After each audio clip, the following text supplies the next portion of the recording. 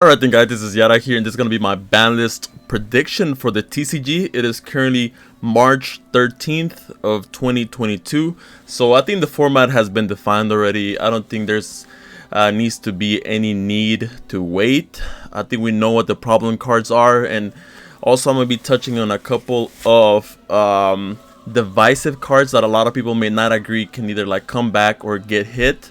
So I want to know what your thoughts are on the comments below once we're done with this video. But yeah, let's get started. So right off the bat, for the ban section, I have Scythe, and I don't have Dagda, by the way. So I know a lot of people always like to debate whether it should be Dagda or Scythe. They're like, well, Dagda brings Scythe, right? Why shouldn't we just ban Dagda? Well, the problem with that is that there are a lot of ways to bring out Scythe that does not involve Dagda. Sure, Dagda is like the easiest way to bring it out, but you can also bring it out with stuff like Sanctum. You can bring it out with by sending it with Beatrice, and then you can special summon it with something like Bear on the Floor, or you can special summon it out with something like Perrin, the rank 6 XYZ. So there's a couple of ways to bring it out that don't involve Dagda. So I think the actual problem card is Scythe, and I think this card is similar to something like Protos.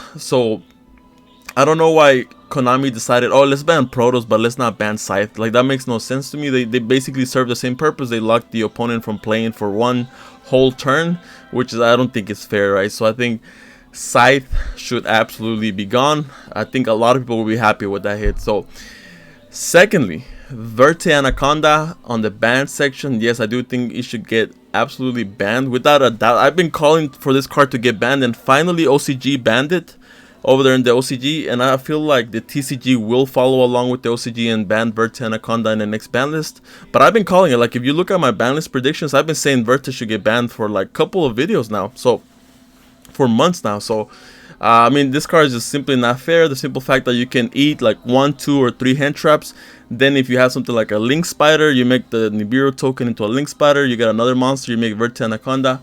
Make Destroy Phoenix Enforcer, you make Dragoon, and then like, it's so crazy, right? It allows you to keep playing even after you shouldn't be allowed to keep playing, right? So Verte Anaconda is just crazy. The fact that they left Verte Anaconda and Scythe without being touched on the same list, it's kind of insane to me, like how Konami let that go through. But anyways, I'm getting carried away. And thirdly, this card may be a little contentious for a lot of people. I may get some people mad. So Dimensional Shifter, that's right, I think this card should absolutely be banned. And I'm not even being like biased right now. Like, the #1 player right now ranked on Dueling Book, he plays Flunderies. He, on his videos, he says this card should absolutely be banned. It's just like not even a fair card. Like, if you look at through his videos, he's like, I believe, like, not jokingly, this card should get banned. I mean, if you think about it, you have a 33.76% chance of winning the game. I'm not even talking about getting ahead, of winning the game if you open this card, right? You start off with 5 cards. If you open Shifter, you pretty much won that game if your opponent did not open something like Gamma or Called by the Grave. But if you wait for them to summon a monster, the Gamma is not going to do anything, right? So basically just Called by the Grave. So I mean, I want to ask all the people that have resolved Shifter, Dimensional Shifter, when's the last time you actually lost a game that Shifter went through, right? I mean, if your deck can play Shifter, if you're playing something like Flunderies and you resolve Shifter, you basically won that game. Like, I don't remember the last time I've won a game when Shifter resolved against me. So that's why I'm asking you guys, the Flunderies players, like people who like main deck Dimensional Shifter, like, when is the last time you lost a game that you lost a game where Shifter resolved, right? If you're not playing the mirror, if you're playing against like a combo deck or something like that. So yeah, I mean, this is similar to like Imperial Order. Like, if you open this card, you're winning that game. Like, it's almost so hard for you to lose that game. So I mean, in Flunderies just recently got some support, so I believe if we ban this card, like, it shouldn't be a problem. Like, the quick spell is like so good, dodge stuff like Imperm and Veiler. But yeah, Dimensional Shifter, I believe, should get banned. So, and the last card that I have on my ban section, this may make a lot of people happy, it may get some people angry, and it's Kriston Halki Fibrex, Needle Fiber. So A lot of people have been debating whether Needle Fiber or Aurora Dawn is the problem, and I think Halki Fabrics is the problem. I mean, getting Aurora Dawn out on the field without Needle Fiber is just so hard, and it's not even worth it half the time, or a lot of the time. So yeah, Needle Fiber has gotten a lot of tuners banned just because of this card, and I think Konami, since it was a new card, they didn't want to admit that it was a problematic card. But now we're seeing it in all these pile decks, because literally 3 E-Tellies, you can just summon out a tuner, and that tuner with another monster, you make Needle Fiber, and you can make a full board with just Needle Fiber. So yeah, I think Needle Fiber will make it so that not every single deck relies on the same strategy, right? Just turboing out Needle Fiber. That's the strategy right now in the TCG, which I don't think it should be that way. So it like cuts a lot of creativity, because you're like, why should I think of a good deck to run or a good deck list if I can just turbo out Needle Fiber and make the same board that everybody else is making, right? So yeah, I think Needle Fiber should be the last card that I think should get banned on the next list. So for the banned section, we have Scythe, Verte Anaconda, Dimensional Shifter, and Kriston Halki Fibrax. So now we're gonna go to the limited section. So for the limited section, we have Fusion Destiny. That's right. And you may be wondering, like,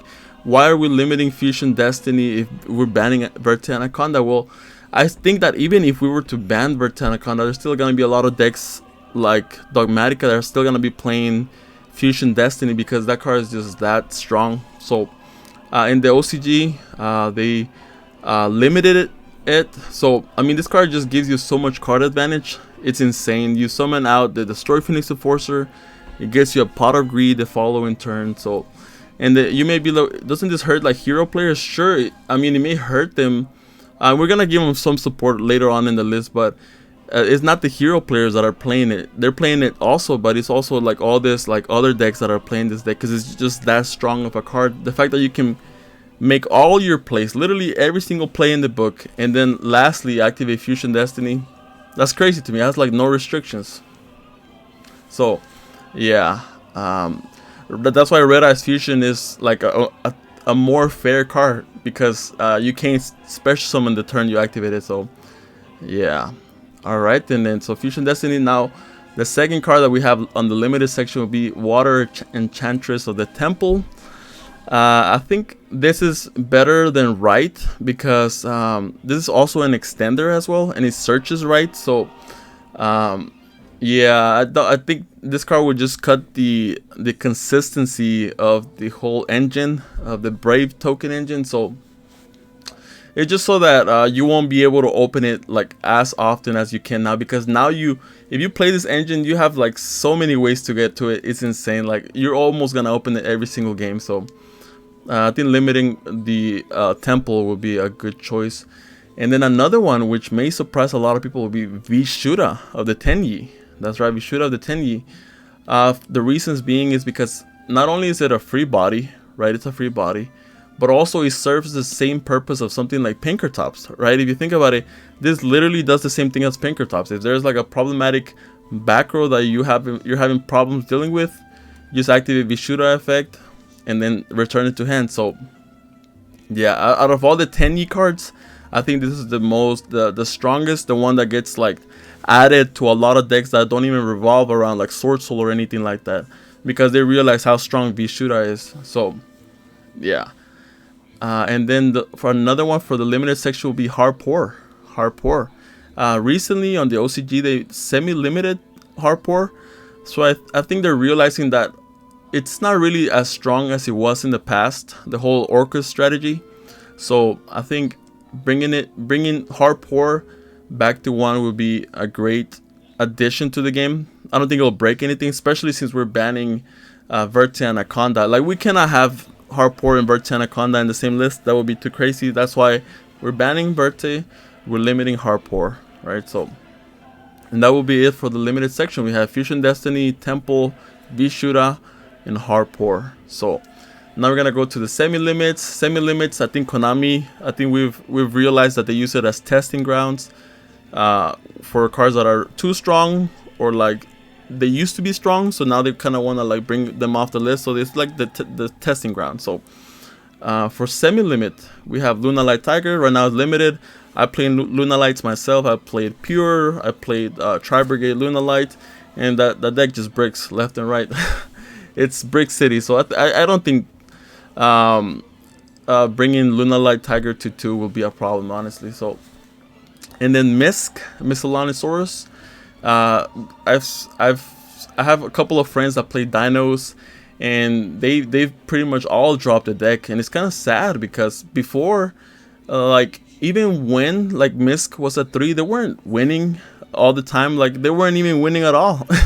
It was mainly other decks that were taking first place. So I honestly, I'm still not even sure why Misk got limited. I understand how strong the card is, but I mean, if we look at the numbers, they weren't really like winning that many games, basically because they were forced to go. The best way to play that deck was to go second, right? And going second has a disadvantage because going first will always have an advantage. They could like play the scrap stuff to go first, but they would just break a lot. So I mean, that deck was like on a lose-lose scenario. So I think bringing Misk to 2 would be the correct thing to do. Spiral Resort, I think it come back to 2 or 3, it doesn't even matter, but I think it's better we just test it out at 2. On Master Duel, this is at 3. Like on Master Duel, everything is released except Quick Fix, and even in Master Duel, it's not even that strong of a deck. So come on, Spiral Resort at 2, it wouldn't hurt anybody. So then Sekaz Light to 2. I think, sure, I know it's a Pot of Greed, but it makes it so you can't really play any other spells that game when you activate Sekaz Light. So maybe we'll see some cool decks like Burning Abyss with no spells but Sekaz Light. And then for the Unlimited section, we have Salamangreat Circle. Salamangreat Circle. So I think Salamangreat Circle right now, it's at 2. And even now, like we're seeing Salamangreat almost have like no success in the current format. So I think it's fair to bring it to 3. Salamangreats, even if you were to release everything, like Gazelle to 3, Circle to 3, Mirage Stallion to 3, I don't think they would even be the top deck of the format. Like I think that if they made Power Crept, where like the newer decks just do what Salamangreat does but better. So, and then lastly, since we limited Fusion Destiny, I think we can bring A Hero Lives to 3, right? So I don't think this would hurt anybody. A Hero Lives cuts your life points in half. So I don't think a lot of decks would even be adding this package to the, I mean, 3 A Hero Lives. Like they're playing like some sort of like warrior deck. So I think it would just be like some help to some good aid to give to heroes. So yeah, I'm gonna summarize everything. Ban, Scythe, Vertanaconda, Shifter, Needle Fiber, Limited, Fusion Destiny, Temple, Vishuda, Harpor, Semi-Limit, Luna Light Tiger, Misk, Spiral Resort, and Sekaz Light. And Unlimited, we have Salamangreat Circle and A Hero Lives. And that will wrap up the list. I want to know what your predictions looks like on the comments below. Let me know if you agree with my list or if you disagree. But as always, guys, this was Yara here, and I'll catch you on the next video. Take care.